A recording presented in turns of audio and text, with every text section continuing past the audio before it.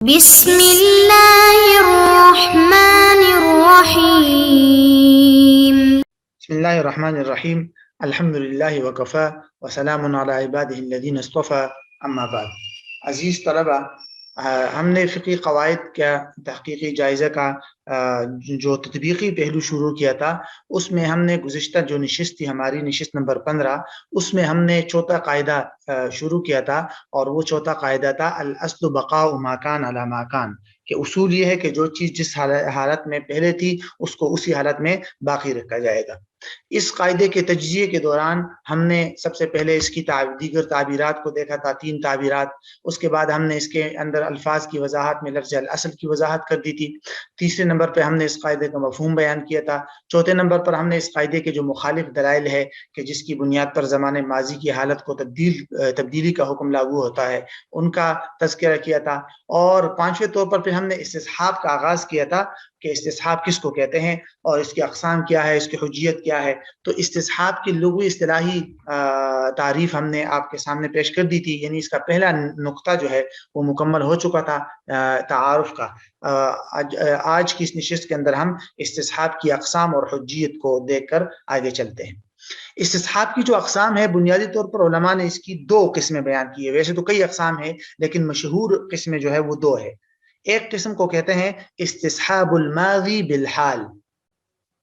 استصحاب الماضی بالحال یعنی ماضی کے اندر پاسٹ میں گزشتہ زمانے میں جو بات ثابت ہو چکی ہو اسی کو زمانے حال میں بھی کھینچ کر لانا اور زمانے حال میں بھی اس کو ثابت مان لینا جب تک کہ اس کے خلاف کوئی دلیل قائم نہ ہو.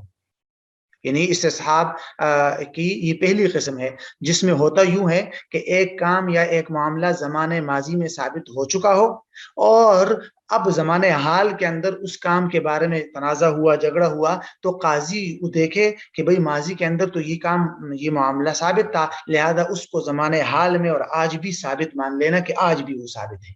لیکن بشرط یہ کہ اوپر جو یہ مخالف دلائل ہم نے پڑھے ہیں ان میں سے کوئی بھی دلیل وہاں موجود نہ ہو، تب ماضی والے حکم کو زمانے حال میں بھی برقرار رکھا جائے گا.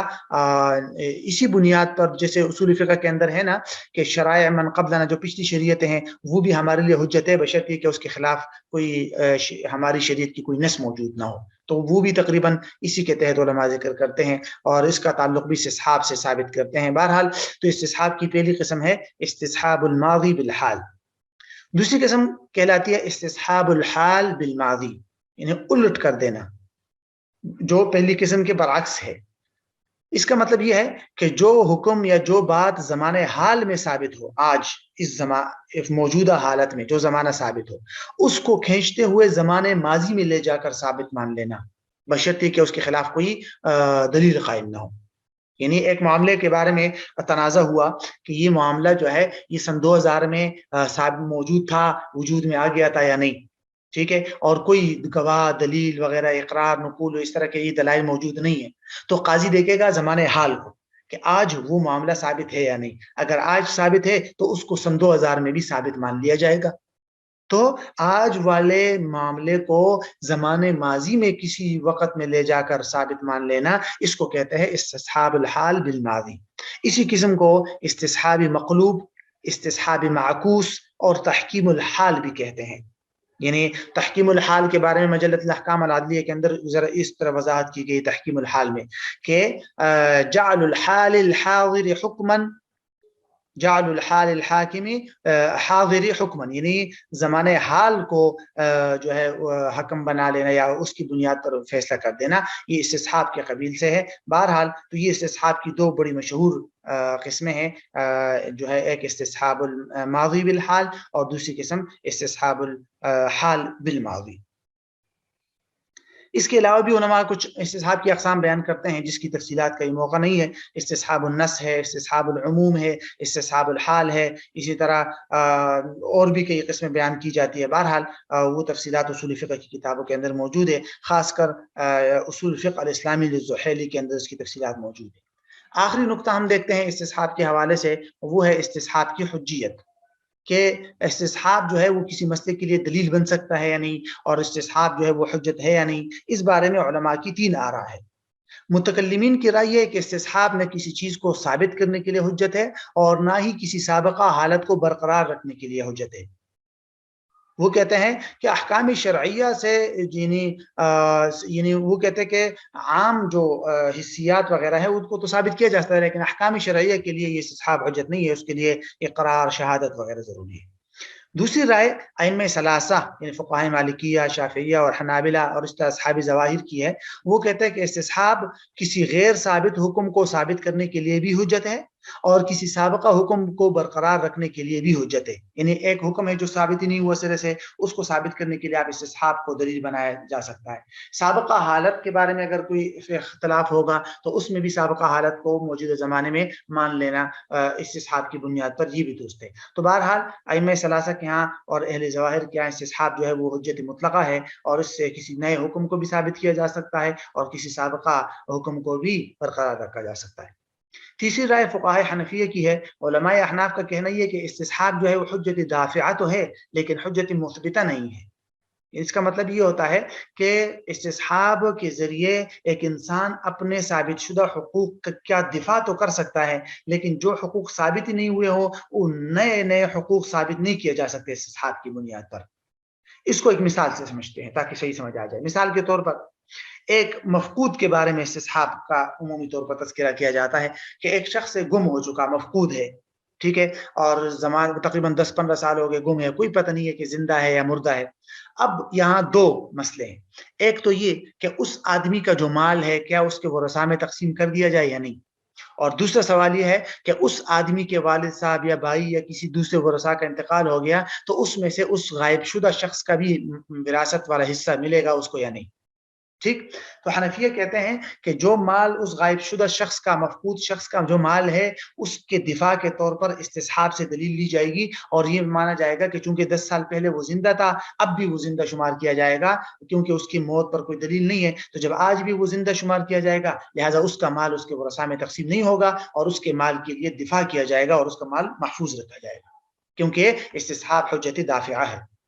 اور دوسری بات کہ اس کے ورثاء میں یا اس کے مورثین میں کسی کا انتقال ہو جائے، والد صاحب کا یا کسی کا، تو کیا اس کو زندہ سمجھ کر اس کے لیے بھی حصہ الگ کیا جائے گا؟ تو حنفیہ کہتے ہیں کہ نہیں، یہ حجت مثبتہ نہیں ہے استصحاب کہ اس کو زندہ رکھ کر اس کے لیے ایک نیا حصہ وراثت میں مان لیا جائے، یہ درست نہیں ہے۔ ہاں اگر وہ زندہ ہو کر آ گیا تو تب اس کو ملے گا، لیکن جب تک نہیں آئے تو اس کے لیے کوئی حصہ مقرر نہیں ہے، وراثت میں اس کو حصہ نہیں ملے گا۔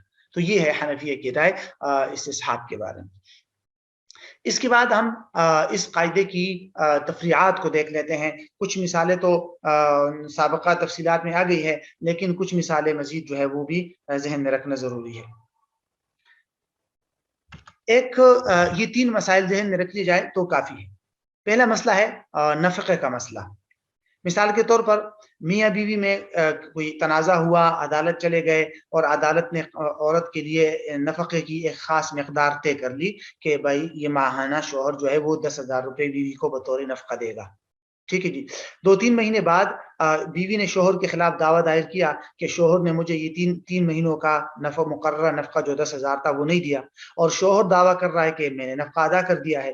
تو ایسی صورت میں اگر شوہر کے پاس دلیل نہیں ہوگی، کوئی گواہ نہیں ہے، تو قاضی جو ہے عورت کا قول کو قبول کرے گا، کیونکہ شوہر کے ذمے نفقہ واجب ہو گیا تھا زمانے ماضی میں، اور بیوی کو نفقے کا پہنچ جانا یہ زمانے ماضی میں ثابت نہیں تھا۔ تو ایسی صورت میں سابقہ حکم کو برقرار رکھا جائے گا اور نیا حکم جو ہے وہ جاری نہیں کیا جائے گا۔ یعنی پہلے ایک مرتبہ یقین سے ثابت ہو چکا تھا کہ شوہر کے ذمے نفقہ واجب ہے، اور شوہر نے عورت کو نفقہ دیا یا نہیں یہ بات پر کوئی دلیل موجود نہیں ہے، تو سابقہ حالت کو برقرار رکھا جائے گا اور وجوب کو مان لیا جائے گا، شوہر پر لازم ہوگا کہ وہ نفقہ ادا کر دے۔ اسی طرح خیال شرط کی مدت میں اختلاف، یہ بھی ایک مسئلہ ہے کہ خریدار اور فروخت کنندہ کے درمیان میں یہ بات تو طے ہو گئی کہ مثلا ایک آدمی نے اپنے خیال شرط رکھا 3 دن کا، اب 1-2 دن بعد جو ہے دونوں میں اختلاف ہو گیا اور ایک کہہ رہا ہے کہ خیال شرط کی مدت ختم ہو گئی ہے اور دوسرا کہتا ہے کہ نہیں خیال شرط کی مدت ابھی باقی ہے۔ تو ایسی صورتحال میں اگر کوئی دلیل گواہ وغیرہ نہیں ہے تو جو دعویٰ کر رہا ہے کہ خیال شرط کی مدت باقی ہے اس کی بات کو قبول کیا جائے گا، کیونکہ دونوں اس بات پر متفق ہے کہ خیال شرط کی مدت طے کی گئی تھی۔ تو وہ یقین سے ثابت ہو گیا. اب اس کا ختم ہونا یقین سے ثابت نہیں ہے تو الاصل بقاء ما کان علی ما کان، جس طرح وہ پہلے باقی تھی خیال شرط کی مدت اب بھی باقی ہوگی اور وہ ختم نہیں ہوگی. ٹھیک ہے، یعنی کہ جتنا وہ کہے گا کہ آج ختم ہو رہی ہے کل ختم ہوگی وہ مدت تو اس کے مطابق فیصلہ کیا جائے گا. اور تیسری رائے ہے عدت میں، عدت کی مدت میں اختلاف، یعنی عدت کے دوران عورت کا جو نفقہ ہوتا ہے وہ شوہر کے ذمہ ہوتا ہے. اب میاں بیوی میں بیوی عدت گزار رہی ہے اور دونوں میں اختلاف ہو گیا، شوہر کہتا ہے کہ میں نفقہ نہیں دوں گا کیونکہ عدت ختم ہو چکی ہے، اور بیوی کہتے ہیں کہ نہیں ابھی عدت میں کچھ دن ہے باقی. تو اس صورت میں عورت کی بات کا اعتبار کیا جائے گا، کیونکہ عورت جو ہے وہ جو عدت پہلے سے ثابت تھی اسی کو باقی رکھنا چاہ رہی ہے، اور شوہر اس کو ختم کرنا چاہ رہا ہے. تو شوہر کے پاس اگر کوئی گواہ وغیرہ نہیں ہے تو اس کے خلاف فیصلہ کیا جائے گا اور وہ عدت جو ہے وہ برقرار ہوگی.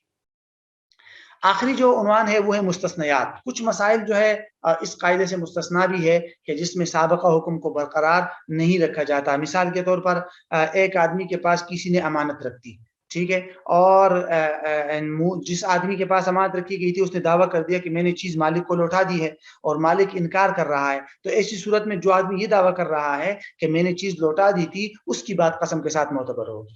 حالانکہ یہاں تو اصول ہی چاہیے، اصول کا تقاضا تو یہ تھا، اس قاعدے کا تقاضا تو یہ تھا کہ جس طرح اس کے پاس پہلے امانت پڑی ہوئی تھی اب بھی اس کو ثابت مان لیا جائے کہ اب بھی اس کے پاس امانت پڑی ہوئی ہے اور اس نے وہ چیز واپس ادا نہیں کی ہے. لیکن ایسی صورت کے اندر اس قاعدے پر عمل نہیں کیا جائے گا اور اس قاعدے کو مستثنا قرار دیا، کیونکہ امانت کا مسئلہ ہے، اور امانت میں جب تک کہ تعدی اور تقصیر وغیرہ کا ثبوت نہ ہو تو جس آدمی کے پاس امانت رکھی ہوتی ہے اسی کی بات کا اعتبار ہوتا ہے. لہذا اگر وہ قسم کھا لیتا ہے کہ میں نے یہ امانت کی چیز واپس کر دی تھی تو ایسی صورت میں سابقہ حالت کو برقرار نہیں رکھا جائے گا بلکہ اس کی بات پر قسم پر اعتماد کر کے فیصلہ کر دیا جائے گا. بہرحال دو تین مسائل اور بھی اس سے مستثنا ہے جن کو پھر ضرور مد نظر رکھنا چاہیے. تو یہ قاعدہ ہمارا چوتھا قاعدہ بھی الحمدللہ آج کی اس نشست کے اندر مکمل ہو گیا.